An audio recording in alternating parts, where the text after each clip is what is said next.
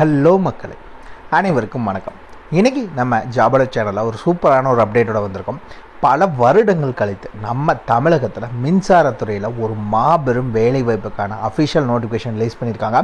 மொத்தம் பார்த்திங்கன்னா ஒரு 12 விதமான பதவிகள் அறிவிச்சிருக்காங்க. அதை பற்றின ஃபுல் டீட்டெயில்ஸ் தான் இந்த வீடியோவில் நம்ம பார்க்க போகிறோம். குவாலிஃபிகேஷன்ஸை பொறுத்த வரைக்கும் நீங்கள் ஐடிஐ டிப்ளமோ எனி டிகிரி வரைக்கும் படிச்சிருக்கோங்க. இந்த வேலைவாய்ப்புக்கு அப்ளை பண்ணுறதுக்கு எலிஜிபிள், தாராளமாக அப்ளை பண்ணிக்கலாம். பெண்களை பொறுத்த வரைக்கும் இந்த வேலைவாய்ப்புக்கு எந்த ஒரு ஃபீஸும் கிடையாது, ஓகேங்களா. அதே மாதிரி எஸ்சி எஸ்டி கேண்டிடேட்ஸும் கிடையாது, உடல் ஊனமுற்றோர் கிடையாது. இந்த மாதிரி பார்த்திங்கன்னா நிறைய கேட்டகரிகளுக்கு உங்களுக்கு ஃபீஸ் கிடையாது. அதே மாதிரி இது முழுக்க நிரந்தர அரசு வேலை தான், ஓகேங்களா. பர்மனன்ட் கவர்மெண்ட் ஜாப் தான். அது கீழே தான் ஆட்களை தேர்ந்தெடுக்கிறாங்க. டெம்பரவரியோ கான்ட்ராக்ட் பேசிஸ் எல்லாம் கிடையவே கிடையாது. ஊதியத்தை பொறுத்த வரைக்கும் உங்களுக்கு மேக்ஸிமம் 63,758 ரூபாய் ஸ்டார்டிங் சேலரியாக வழங்குறாங்க, ஓகேங்களா. இந்த வேலைவாய்ப்புக்கு நீங்கள் ஆன்லைனில் தான் அப்ளை பண்ண முடியும். லாஸ்ட் டேட் 5 ஜனவரி 2024 தான் லாஸ்ட் டேட். ஸோ அதுக்குள்ளே நீங்கள் ஆன்லைனில் அப்ளை பண்ணிக்கோங்க. இந்த வேலைவாய்ப்பை பொறுத்த வரைக்கும் எல்லா மாவட்டத்தினரும் அப்ளை பண்ணுறதுக்கு எலிஜிபிள்ஸாக 38 மாவட்டத்தினரும் தாராளமாக அப்ளை பண்ணிக்கலாம். இதுக்கு யாரெல்லாம் விண்ணப்பிக்கலாம், எப்படி விண்ணப்பிக்கலாம் போன்ற முழு தகவலை தெரிஞ்சுக்கிறதுக்கு முன்னாடி இன்னும் நம்ம ஜாபல சேனலை சப்ஸ்கிரைப் பண்ணாதவங்க மறக்காமல் சப்ஸ்கிரைப் பண்ணுங்கள். இந்த வீடியோவுக்கு மறக்காமல் ஒரு லைக் கொடுங்க. நீங்கள் கொடுக்குற ஒவ்வொரு லைக்கும் எங்களுக்கு அடுத்த வீடியோ போட ரொம்பவே மோட்டிவேட்டாக இருக்கும். வீடியோ டிஸ்கிரிப்ஷனில் நம்ம டெலிகிராம் குரூப் மற்றும் வாட்ஸ்அப் குரூப்போட லிங்க் இருக்குது. இன்னும் ஜாயின் பண்ணாதவங்க கட்டாயம் ஜாயின் பண்ணிக்கோங்க. அப்போ தான் உங்கள் மாவட்டங்களில் வர வேலைவாய்ப்பை உடனுக்குடன் உங்களால் தெரிஞ்சுக்க முடியும். அதே வீடியோ டிஸ்கிரிப்ஷனில் இந்த வேலைவாய்ப்புக்கான அஃபிஷியல் நோட்டிஃபிகேஷன் லிங்க்கும் ப்ரொவைட் பண்ணியிருக்கோம். மறக்காமல் உள்ளே போங்க, கிளியராக படிங்க, அப்புறமா அப்ளை பண்ணுங்கள். வாங்க உள்ளே போய் முழு தகவல் என்னங்கிறத பார்க்கலாம். மக்களை பார்த்திங்கன்னா இதுதான் இந்த வேலைவாய்ப்புக்கான அஃபிஷியல் நோட்டிஃபிகேஷன். இதுதான். இதில் பார்த்திங்கன்னா பாதி ஹிந்தியாக தான் இருக்கும். பாதி ஹிந்தி பார்த்தோன்னே நிறைய பேர் கமெண்ட் பண்ண ஆரம்பிச்சிடுவாங்க, இது தமிழகத்தில் இல்லை, சும்மா ஃபேக்காக போடுறாங்க அப்படின்னு. அப்படிலாம் கிடையாது. ஃபஸ்ட்டு கிளியராக பாருங்கள், நான் என்னங்கிறத மென்ஷன் பண்ணுறேன்.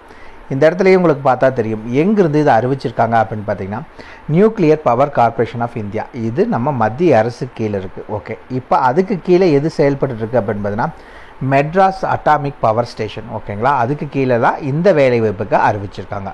முழுக்க நம்ம தமிழகத்துக்கான வேலைவாய்ப்பு. இந்த வேலைவாய்ப்பு நம்ம தமிழகத்தில் தான், ஓகேங்களா. நீங்கள் வெளி மாநிலம் இது ஃபேக் அப்படின்னால சொல்லாதீங்க. எல்லாத்துலேயுமே பார்த்தீங்கன்னா அஃபிஷியல் நோட்டிஃபிகேஷனை வச்சு தான் நம்ம போடுறோம். நிறைய பேர் இது கமெண்ட் பண்ணுறதுனால தான் இப்போ இந்த விஷயத்தை நான் சொல்கிறேன், ஓகேங்களா. ஓகே, இந்த வேலைவாய்ப்புக்கு நீங்கள் அப்ளை பண்ண வேண்டிய லாஸ்ட் டேட் இந்த இடத்துல அறிவிச்சிருக்காங்க. பார்த்தீங்கன்னாலே தெரியும், 5 ஜனவரி 2024 சாயந்தரம் 5 மணி வரைக்கும் உங்களுக்கு டைம் கொடுத்துருக்காங்க. அதுக்கு மேலே போச்சுன்னா லிங்க் க்ளோஸ் ஆகிடும், உங்களால் அப்ளை பண்ண முடியாது. அட்வர்டைஸ்மெண்ட் நம்பர் இதுதான், ஓகேங்களா.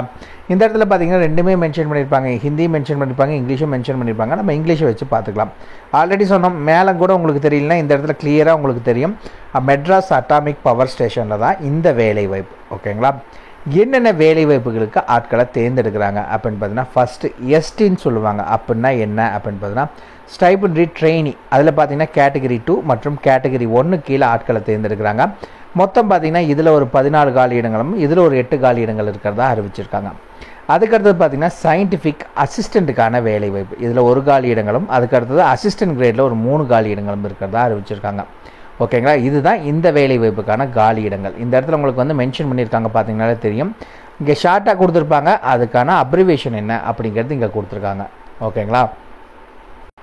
அதுக்கடுத்து பார்த்தீங்க அப்படின்னா என்ன அப்படின்னா, ஃபஸ்ட்டு இந்த இடத்துல ஸ்டைஃபண்டரி ட்ரெயினியில் பார்த்தீங்கன்னா ஒரு 31 காலி இடங்கள் அறிவிச்சிருக்காங்க. Plant operator, fitter, instrumentation, electronic mechanic, electrician, plumber, welder, கார்பெண்டர்னு ஒரு 31 காலி இடங்கள். அதுக்கடுத்து ஸ்டைஃபண்டரி ட்ரெயினி சயின்டிஃபிக் அசிஸ்டன்ட். இந்த வேலைவாய்ப்பில் பார்த்தீங்கன்னா physics R chemistry, mechanical, electrical, instrumentation, electronics அப்படின்னு இதில் கொடுத்துருக்காங்க. அதுக்கடுத்தது பார்த்திங்கன்னா சயின்டிஃபிக் அசிஸ்டன்ட் மட்டுமே. இதில் பார்த்திங்கன்னா சேஃப்டி ஆஃபீஸருக்கான வேலைவாய்ப்பு. இந்த இடத்துல பார்த்திங்கன்னா அசிஸ்டன்ட் கிரேட். இந்த வேலைவாய்ப்பில் பார்த்திங்கன்னா ஹெச்ஆர், ஃபினான்ஸ் அண்ட் அக்கௌண்ட்ஸ், அடுத்து பார்த்திங்கன்னா சிஎன்எம்எம். இதில் ஒரு 4 காலி இடங்கள். இதுதான் மொத்த வேலைவாய்ப்புகள் இருக்கிறத அறிவிச்சிருக்காங்க. இதில் மோஸ்ட்லி பார்த்திங்கன்னா யூஆர், அதாவது அன்ரிசர்வ் கேட்டகரியில் எல்லா வேலைவாய்ப்பும் அறிவிச்சிருக்கனால எந்த கேட்டகரி பீப்புளாக இருந்தாலும் தெரியும், நீங்கள் அன்ரிசர்வ்டை வச்சு நீங்கள் அப்ளை பண்ணிக்கலாம் உங்கள் கேட்டகரியில். இப்போ எக்ஸாம்பிள் பார்த்தீங்கன்னா இந்த இடத்துல யூஆர், இடபிள்யூஎஸ், எஸ்சி, எஸ்டி, ஓபிசின்னு கொடுத்துருக்காங்க. இந்த இடத்துல எஸ்டி கேட்டகரிக்கு நீங்கள் இந்த இடத்துல வேலை இல்லை, அப்ளை பண்ணக்கூடாதானா நீங்கள் அப்ளை பண்ணலாம். அன்ரிசர்வ்டை வச்சு நீங்கள் அப்ளை பண்ணலாம். அன்ரிசர்வ்டை வச்சு நான் எப்படி அப்ளை பண்ணுறதுன்னு கேட்டிங்கன்னா, அன்ரிசர்வ்டுக்கு ஒரு ஏஜ் லிமிட் சொல்லியிருப்பாங்க. அந்த ஏஜ் லிமிட்டுக்குள்ளே இருந்தீங்க அப்படின்னா நீங்கள் அப்ளை பண்ணலாம். ஓகேங்களா? எஸ்டி கொடுத்துருக்க ஏஜ் லிமிட்டை வச்சு உங்களால் அப்ளை பண்ண முடியாது. ஆனால் எஸ்டி கேண்டிடேட்ஸ் அன்ரிசர்வ்டை வச்சு நீங்கள் அப்ளை பண்ணலாம். இந்த மாதிரி எந்தெந்த கேட்டகரியிலலாம் இருக்கோ அந்த கேட்டகரிக்காரங்களாம் அப்படி மாற்றி நீங்கள் பண்ணிக்கலாம். ஏன்னா எல்லா இதுலேயும் பார்த்தீங்கன்னா அன்ரிசர்வ்டு கேட்டகரியில் வேலைவாய்ப்பு இருக்குது. ஸோ இது உங்களோட கேட்டகரியில் இல்லை அப்படின்னா நீங்கள் அதை யூஸ் பண்ணிக்கோங்க. ஓகேங்களா? இந்த வேலைவாய்ப்புக்கான கல்வி தகுதி என்ன?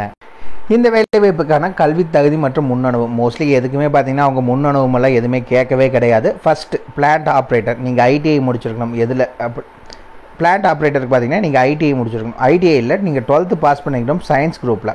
அதில் பார்த்தீங்கன்னா physics, chemistry and mathematics subject படிச்சிருந்துச்சுன்னா இந்த வேலைவாய்ப்புக்கு நீங்கள் அப்ளை பண்ணுறதுக்கு எலிஜிபிள். எதுனா பிளான்ட் ஆப்ரேட்டர். ஓகேங்களா? ரெண்டாவது என்ன அப்படின்னு பார்த்தீங்கன்னா நீங்கள் ஸ்டைஃபன் ரிட்டைனி டெக்னீஷியன் பி. இந்த வேலைவாய்ப்பில் பார்த்தீங்கன்னா மெயின்டெனர்.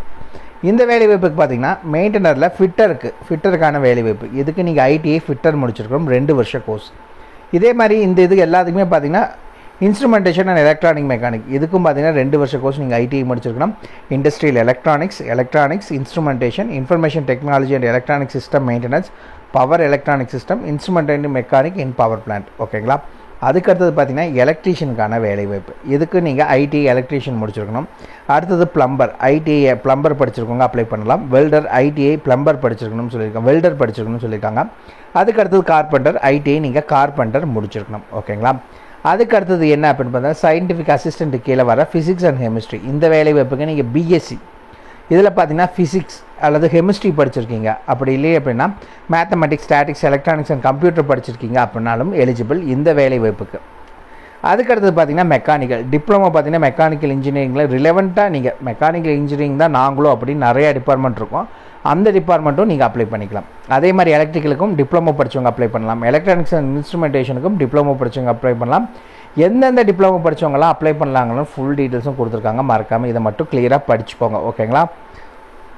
அதுக்கடுத்தது சயின்டிஃபிக் அசிஸ்டண்ட்டுக்கான வேலைவாய்ப்பு சேஃப்டி சூப்பர்வைசர். இதுக்கு நீங்கள் diploma mechanical, electrical, civil, chemical மற்றும் ப்ரொடக்ஷனில் படிச்சிருக்கீங்கன்னா நீங்கள் அப்ளை பண்ணிக்கலாம். அதுக்கடுத்தது assistant great HR, FA and CCM. இதுக்கு எனி பேச்சுலர் டிகிரி நீங்கள் 3 இயர்ஸ்னால அவங்க எதுவும் மென்ஷன் பண்ணல. எனி டிகிரி நீங்கள் படிச்சிருக்கீங்கன்னா இந்த வேலைவாய்ப்புகளுக்கு நீங்கள் அப்ளை பண்ணுறதுக்கு எலிஜிபிள்.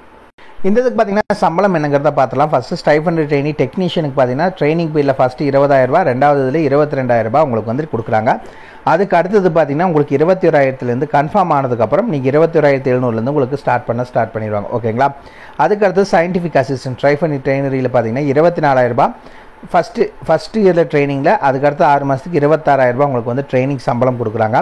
அதுக்கடுத்தது பார்த்தீங்கன்னா 35,400 உங்களுக்கான மாத சம்பளம் வழங்க ஆரம்பிச்சிடுவாங்க. அதுக்கடுத்தது பார்த்தீங்க அப்படின்னா சயின்டிஃபிக் அசிஸ்டன்ட் சேஃப்டி ஆஃபீஸர். இதுக்கு பார்த்தீங்கன்னா 63,758 அசிஸ்டன்ட் கிரேட் எனி டிகிரி படிச்சிருக்கோங்க. இதுக்கு 36,210 ஸ்டார்டிங் சேலரி வழங்குவாங்க. இந்த வேலைவாய்ப்புக்கான வயது வரம்பு பொறுத்த வரைக்கும் பார்த்தீங்கன்னா அசிஸ்டன்ட் ட்ரெயினியார் டெக்னீஷியனுக்கு 18 முதல் 24. இதில் பார்த்தீங்கன்னா சயின்டிஃபிக் அசிஸ்டண்ட்டுக்கு பார்த்தீங்கன்னா 18 முதல் 25. சயின்டிஃபிக் அசிஸ்டன்ட் சேஃப்டி ஆஃபீஸ் சூப்பர்வைசருக்கு பார்த்தீங்கன்னா 18 முதல் 35. அசிஸ்டன்ட் கிரேட் இதுக்கு 21 முதல் 28 வயது இருக்கவங்க விண்ணப்பிக்கலாம். மேலே சொன்னது எல்லாமே ஜென்ரல் கேட்டகரி. இது இல்லாமல் பார்த்தீங்கன்னா எஸ்சி எஸ்டினா 5 வருஷம் ஏஜ் ரிலாக்ஸேஷன், ஓபிசினா 3 வருஷம், உடல் ஊனமுற்றோரில் ஜென்ரல் கேட்டகரினா 10 வருஷம், எஸ்சி எஸ்டினா 15 வருஷம், ஓபிசினா 13 வருஷம் வரைக்கும் உங்களுக்கு ஏஜ் ரிலாக்ஸேஷன் வழங்குறதா அறிவிச்சிருக்காங்க. இது இல்லாமல் விடோ, டிவோர்ஸ் உமன் இந்த மாதிரி கேட்டகரிக்கு பார்த்தீங்கன்னா நார்மல் ஜென்ரல் கேட்டகரி ஓபிசினா 35 வயது வரைக்கும் அப்ளை பண்ணலாம். எஸ்சி எஸ்டினா நீங்கள் மேக்ஸிமம் 40 வயது இருக்கிறவங்க அப்ளை பண்ணலாம். இன்னொரு முக்கியமான விஷயம் என்ன, பிளேஸ் ஆஃப் போஸ்டிங். இதுதான் எல்லாத்துக்கும் தேவை. எங்கே அப்படிங்கிறத கிளியராக சொல்லியிருக்காங்க. பார்த்தீங்கன்னாலே தெரியும். Madras atomic power station Kalpakkam. Kalpakkam எங்கே இருக்குது அப்படின்னா நம்ம செங்கல்பட்டு மாவட்டத்தில் தான் கல்பாக்கம் இருக்குது. இன்னொன்று எல்லாத்துக்குமே டவுட் வரும், செங்கல்பட்டு மாவட்ட மக்கள் தான் அப்ளை பண்ண முடியுமான்னு கேட்டிங்கன்னா அப்படிலாம் கிடையாது. இந்த வேலைவாய்ப்பை பொறுத்த வரைக்கும் 38 மாவட்டம். ஏன்னா இது மத்திய அரசு கீழே செயல்பட்டு வருது. ஸோ நீங்கள் எந்த டிஸ்ட்ரிக்ட் கேண்டிடேட்ஸாக இருந்தாலும் சரி இந்த வேலைவாய்ப்புக்கு அப்ளை பண்ணுறதுக்கு எலிஜிபிள். தாராளமாக அப்ளை பண்ணுங்கள். ஒரு நிரந்தர அரசு வேலைவாய்ப்பு. சரிங்களா? யாரும் மிஸ் பண்ணிடாதீங்க. இதில் நிறைய டீட்டெயில்ஸ் கொடுத்துருக்காங்க. மறக்காமல் செக் பண்ணிக்கோங்க. வீடியோ டிஸ்கிரிப்ஷன் லிங்க் கொடுத்துருக்கோம். ஏன்னா இன்னும் நிறைய டீட்டெயில்ஸ் இருக்குது. அது ஃபுல்லாக போனோம்னா வீடியோ பெருசாயிரும். ஸோ அதனால் இதோட நிறுத்திக்கிறேன். உங்களுக்கு ஏதாவது டவுட் இருக்குன்னா மறக்காமல் கமெண்ட் பாக்ஸில் கமெண்ட் பண்ணுங்கள். நான் என்னங்கிறத கிளாரிஃபை பண்ணுறேன். ஓகே மக்கள், அவ்வளோதான். இந்த வீடியோ பிடிச்சிருந்தா மறக்காமல் ஒரு லைக் கொடுங்க. இது உங்கள் நண்பருக்கு யூஸ்ஃபுல்லாகனா கட்டாயம் ஷேர் பண்ணுங்கள். உங்களை நாளைக்கு நான் வேறு சூப்பரான வீடியோ மூலியமாக சந்திக்கிறேன். மிக்க நன்றி.